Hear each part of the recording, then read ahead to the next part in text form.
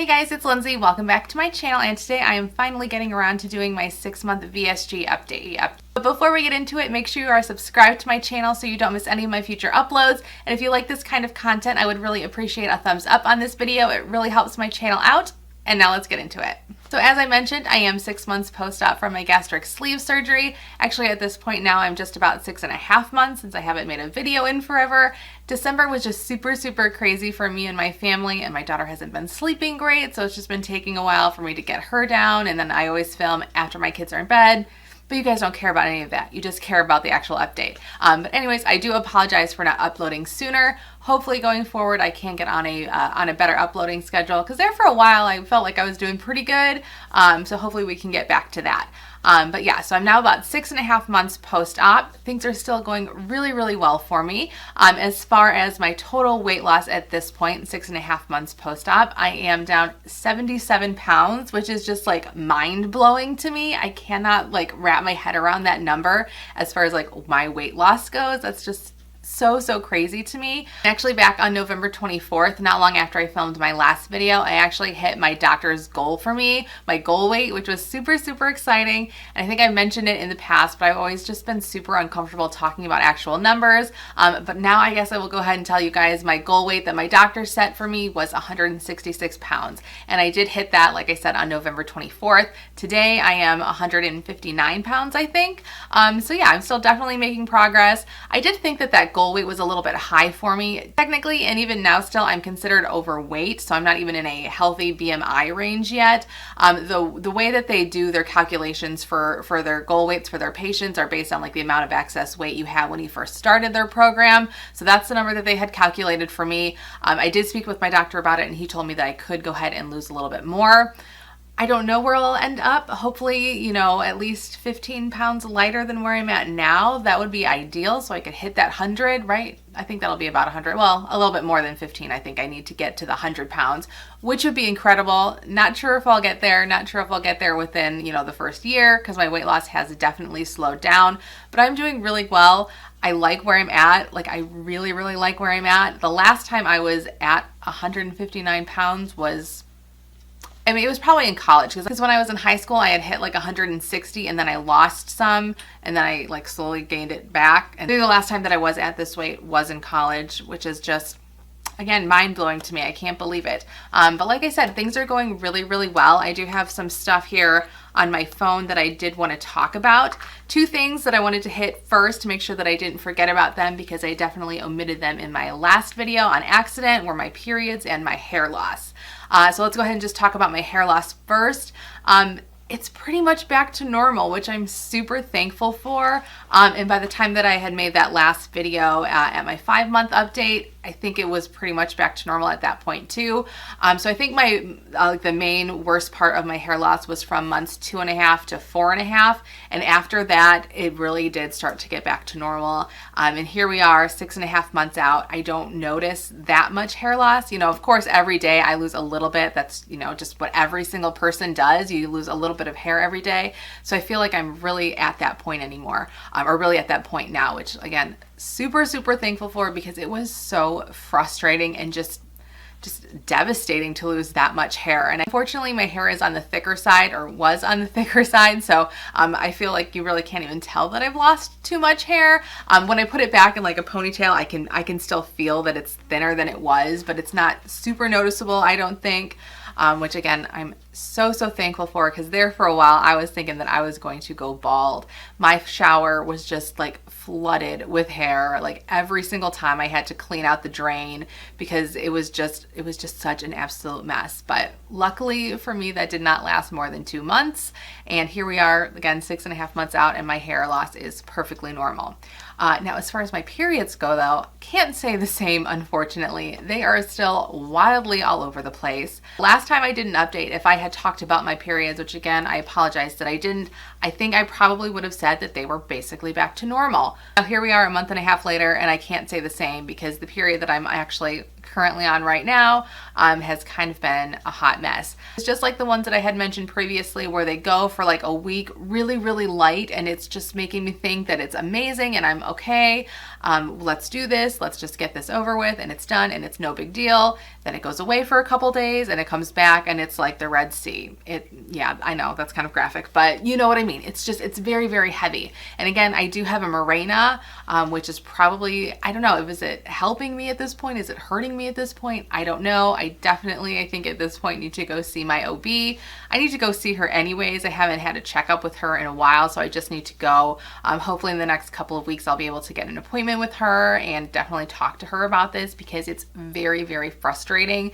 You'd think by the now, because my weight loss has slowed down so much that, you know, things would start to level out.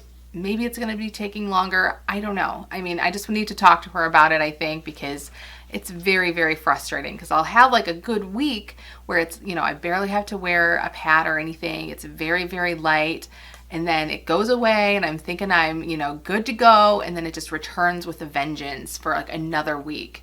And I had mentioned before I had my surgery, when I did have the Mirena, my periods were very long, but they were light. So they were always about 2 weeks long, maybe even a little bit more sometimes, but they were very light. You know, one pad would definitely last me like all day, every single day of my period. Now, even 6 months out with the Mirena, I'm having to change my pad like 4 or 5 times a day. Like it's really, really bad on some days.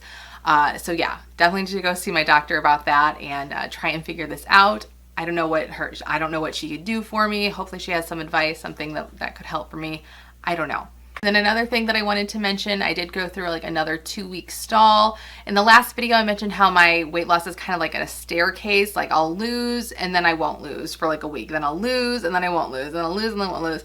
But I went like a good 2 weeks again without losing anything. And again, I follow my doctor's plan very, very strictly. I don't eat anything that I'm not supposed to. I'm not overeating or anything.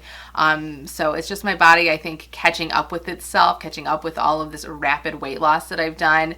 It's frustrating, but it's just kind of coming with the territory, especially at this point because I've lost so much weight, where I'm definitely just losing slower. So stalls are going to happen. And I have heard about people talking about like a 2-month stall. And luckily I have not hit that point yet. I'm sure I will at some point, but I haven't hit that point yet. I think my biggest stalls, I think, have been about 2 weeks long. But going forward, like I said, it will probably get worse. Sorry, I'm trying to look at my notes here. They're going crazy on me. Where are they? Oh, so let's talk about the holidays because we had Thanksgiving and Christmas since the last time I made a video. I stuck to plan. Like that's all I have to really say about them. On Thanksgiving, we did get a honey baked ham turkey, which are delicious. We've done that a few times in the past. And I think I had like 1 or 2 small slices of that. And then I did make just a traditional green bean casserole. I didn't do anything fancy to it or make it like more keto or low carb or anything. So I did just use like the regular mushroom soup. I'm sure I looked at it and I imagined that it wasn't too bad, because if it was really bad then I wouldn't have done it. Like if the carbs were really high, I know myself I would not have made it. So the carbs on that must not have been too bad. But I just made the regular version just on the box.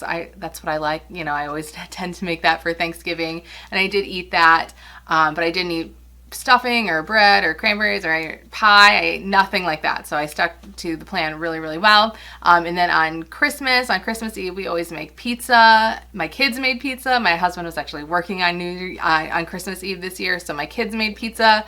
And I just had some ham and cheese roll-ups for Christmas Eve dinner, and that was perfectly fine. And then on Christmas, I made just some chicken and vegetables. Again, totally fine, totally within my plan. And we made cookies for Santa as well, which was a lot of fun, but I didn't eat any. I heard they were really, really good, but I didn't have any. And you know, I'm not saying that to just be like, boast that I stuck to my plan and other people didn't. I mean, I don't know if you did or you didn't, but I'm just letting you know that I was able to stick to my plan, and I was proud of myself for that. I know going into December, I knew that I was going to be baking a little bit, and I actually baked a lot less than I thought I would. I was supposed to go to a cookie exchange with some friends, and that just didn't end up happening because a lot of people had other things going on and had to cancel on the day we were going to do it. So I did not end up baking for that. But like I said, we did bake some Santa cookies and it was all good. So yeah, I don't know. The holidays were at this point, you know, we still do have New Year's, but I don't anticipate anything crazy going on with that. But for me this year, they were like smooth sailing, which I was really, really thankful for. And again, very thankful that I had the willpower to stick to my plan and not get off track. Because, you know, and I think I've said this before, I did a lot of self-reflection before I went ahead with this surgery. I, you know, just kind of put myself, and if you're going through this too, or if you're thinking about the surgery, you know, definitely do this. Think about yourself 5 years ago.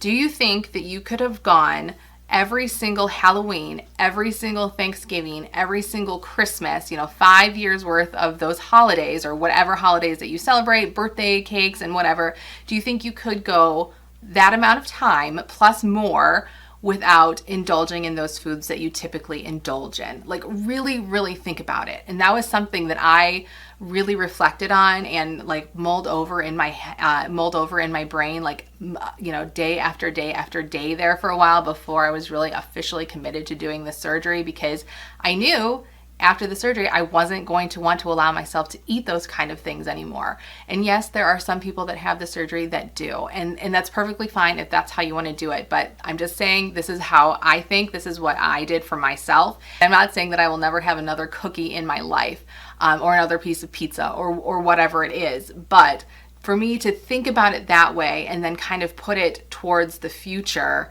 really did help, and really made me realize that I can do this. I can stick to this eating style and it's going to be beneficial for me. I don't want to screw it up. So that, like I said, just kind of picture yourself in the past, you know, kind of maybe go through your Instagram or your Facebook feed and look at pictures from those events and see, okay, do you think that, you know, Halloween 2013 or whatever it was, 2014, when you were dressed up like a little, I don't know, like a sexy little bunny rabbit or something, I don't know, whatever you were doing, if you could have stayed away from the cookies and candy and all of that, and then, you know, push that forward. Because I think for me personally, it's easy going forward, but if I need to think about the past, that's where it really, really like sticks to me. I hope that makes sense, and I hope that is kind of helpful for other people going through this and thinking about whether or not they want to do the surgery. Think about the past and then put that thinking towards the future. I think that's what I'm trying to say. And I did have one non-scale victory that I wanted to share, and this I think happened a while ago. I just never mentioned it and never jotted it down until now. But I'm now in a regular size bath towel. Does that sound weird? For the longest time, I had one bath towel that I would just continually wash, you know, as often as I needed to, because it was huge. Like, it was like a gigantic beach towel, and it would wrap all the way around me, and it made me just feel small, I guess. I don't know. I just liked the fact that it could wrap entirely around me. There's no gaps, and it just made me feel like a normal-sized person. I loved that. But now I don't even have to use that towel anymore. I have not used that huge big towel in months, and it feels so good because that towel was huge. And I do like to wrap my hair in my towel a lot of times too, and it was really difficult with that one just because it's so big. So now I can use all of my normal size towels, and it doesn't matter which one I use. They all fit around me. I can walk around and not have, you know, a big wide open gap with the towel, which is really, really exciting. So I thought I would just quickly mention that. And then as far as what I'm eating right now, probably should have, you know, talked about this at the beginning of the video, but we'll talk about it now here at the end. As far as what I'm eating, it's still very similar to what I've been eating the last 4 months, I think, since like I was about 2 months post-op. You know, I've been eating very, very similarly. I still am not eating fruit. I eat, you know, primarily low carb. I do a lot of cheese and meat and eggs. Those are really like my 3 main food groups. I do have a protein shake every single day still. And the only thing that has really changed for me is I am just in the last couple of days have started eating some Quest protein bars. Now, I honestly don't know if those are even okay per my doctor for me to eat at this point, but the reason why I started eating those and those particular ones is because they have a lot of fiber in them, and I have felt like I needed to up my fiber, without getting too graphic. Things in the bathroom have been a little bit slow. So I did want to increase my fiber, and I think one protein bar, I think each flavor is a little bit different, but the one I think I bought, like the brownie one, and that one is like, I think it's got like 1 carb, 1 gram of sugar or something. It's got a lot of protein. And it's got like 17 grams of fiber, which is a ton. So I've been really liking eating those, and I've eaten one like every other day. So I don't want to do it every single day, but usually in the afternoon around 2:30 I will have a snack, and typically it's been just like a little piece of string cheese, but every other day for the past couple of days I have had, instead of the string cheese, I will eat the Quest bar instead, just to kind of give myself another little boost of fiber. I am still, of course, having those fiber gummies, but for whatever reason that just hasn't felt like it's been enough for me lately. And I do eat like my refried beans at night too, and those that has a decent amount of fiber, but I don't know, I felt like I needed to up it, and those were the best things that I could find. Lowest carbs and everything, but with a lot of fiber in it. So, and they taste pretty decent. I think I had like a double chocolate one, like double chocolate crunch or something, and then a brownie batter one. They taste fine. They're a little bit dry and chewy, but it does kind of, satisfy a sweet craving as well because it is chocolate. But yeah, so I think that's pretty much everything that I have to talk about today. If you have any questions, I do encourage you to go over on my Instagram. I'm so much better at responding over there because I am on Instagram like all the time. I don't check my YouTube comments nearly as much as I should, but if you do want to put something down there, I will try to get to it. But my Instagram will be listed down in the description below as well, in case you want to go follow me over there. I do post over there quite a bit, in case you want to follow along. Yeah, thank you guys so much for hanging out with me for a little bit today. I truly appreciate it. Go ahead and subscribe to my channel so you don't miss any of my future uploads. Like this video if you enjoyed it, and I will see you in the next one. Thanks. Bye.